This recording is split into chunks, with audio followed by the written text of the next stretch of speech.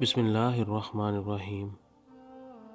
اب مولا علی علیہ السلام نے فرمایا، اگر نیکی کرنے کے باوجود تمہیں تکالیف مل رہی ہیں تو سمجھ لو کہ تمہارے درجات بلند ہو رہے ہیں۔ سمندر بہت بڑا ہے، لیکن ہم اتنا ہی پانی لے سکتے ہیں جتنا ہمارے ہاتھ میں آتا ہے۔ اسی طرح اللہ کی رحمتیں بہت لامحدود ہیں، لیکن ہم انہیں اتنا ہی پاتے ہیں جتنا ہمارا ایمان ہوتا ہے۔ اس کائنات میں اللہ کے سوا کوئی بھی آپ کو ہمیشہ ہر وقت اور ہر حال میں ایک جیسا میسر نہیں ہو سکتا۔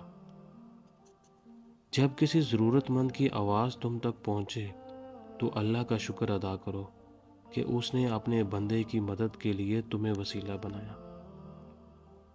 دعا کی طرف ہم نہیں جاتے، اللہ ہی ہم سے دعا کرواتا ہے۔ اگر اللہ نے دل میں کسی چیز کی خواہش ڈالی ہے اور لب پر اس چیز کے لیے دعائیں لائی ہیں تو سمجھ جائیں وہ چیز آپ کے لیے ہی بنی ہے۔ بس آپ کو صبر، یقین، انتظار اور آزمائش سے گزر کر وہاں پہنچنا ہے۔ انسان جس کو مشکل سمجھ رہا ہوتا ہے، اللہ کی نگاہ میں وہ آسانی ہوتی ہے۔ انسان جس چیز کو سزا سمجھتا ہے وہ عطا ہوتی ہے۔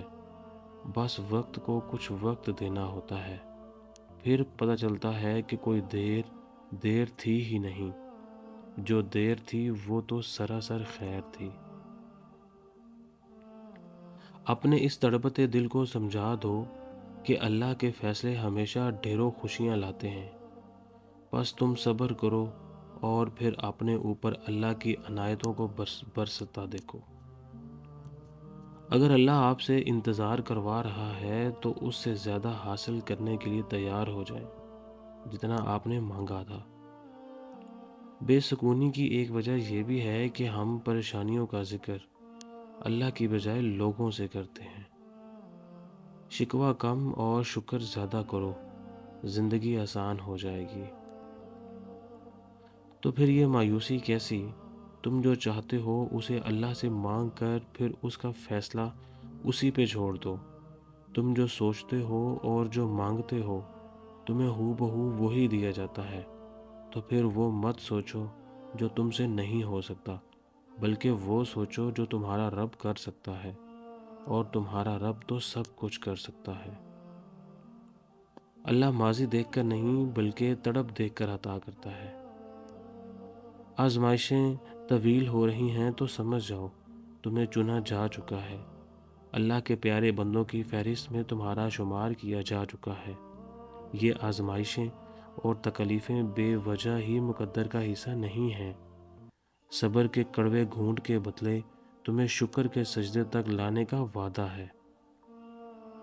جب تم محسوس کرنے لگو کہ آخری حد تک آزمائے جا رہے ہو تو سمجھ جاؤ کہ تمہارے معاملے کا فیصلہ اور اللہ کی جانب سے مدد کا وقت یقیناً بہت قریب آ رہا ہے۔ بس تم اللہ کی جانب سے آنے والے حکم کے انتظار میں صبر کیے رہو۔ اللہ کسی بھی حال میں تمہیں در بدر نہیں ہونے دے گا۔ دنیا میں تمہارے لیے بدترین سزا یہ ہے کہ اللہ تمہاری زبانوں سے اپنا ذکر روک لے۔ جب آپ اللہ کی جانب بڑھتے ہیں تو منزل آپ کی توقع سے بڑھ کر آسان ہو جاتی ہے، کہ یہ وہ واحد فاصلہ ہے جو آپ کو اکیلے نہیں کرنا پڑتا، بلکہ رب ذوالجلال آپ سے کہیں زیادہ تیزی سے آپ کی جانب بڑھتا ہے۔ جو راستہ اللہ تمہارے لیے چن لیتا ہے بس وہی راستہ سب سے بہترین ہوتا ہے۔ اس راستے پر آنکھ بند کر کے چلنا شروع کر دو۔ کسی کا ساتھ ملے نہ ملے، اللہ کا ساتھ لازم ہے۔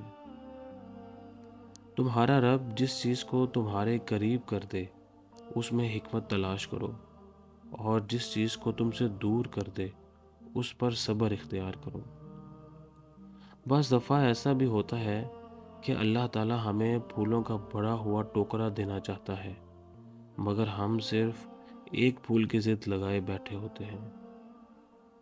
سب کچھ پاس ہو کر بھی اگر بے سکونی ہے تو سمجھ لو تمہارا دل دنیاوی چیزیں نہیں چاہتا، بلکہ وہ اللہ سے جڑنے کے لیے تڑپ رہا ہے۔ خود کو اللہ سے جوڑ لو، ہمیشہ کا سکون تمہارا مقدر بن جائے گا۔ رسول اکرم صلی اللہ علیہ وآلہ وسلم نے فرمایا، جب اللہ کسی بندے کو پسند کرتا ہے تو اس پر خوب آزمائش ڈالتا ہے۔ ایک دن آئے گا اور سب کچھ ٹھیک ہو چکا ہوگا، آپ پیچھے مڑ کر دیکھیں گے تو ایک لمحے کے لیے پچھتائیں گے اور خود سے کہیں گے کہ میں بلا وجہ اس وقت اتنا پریشان ہوا، سب ٹھیک ہی ہو گیا۔ اگر یہ وہی وقت ہے تو پریشان ہونا چھوڑ دیجیے، جلد ہی سب ٹھیک ہو جانے والا ہے۔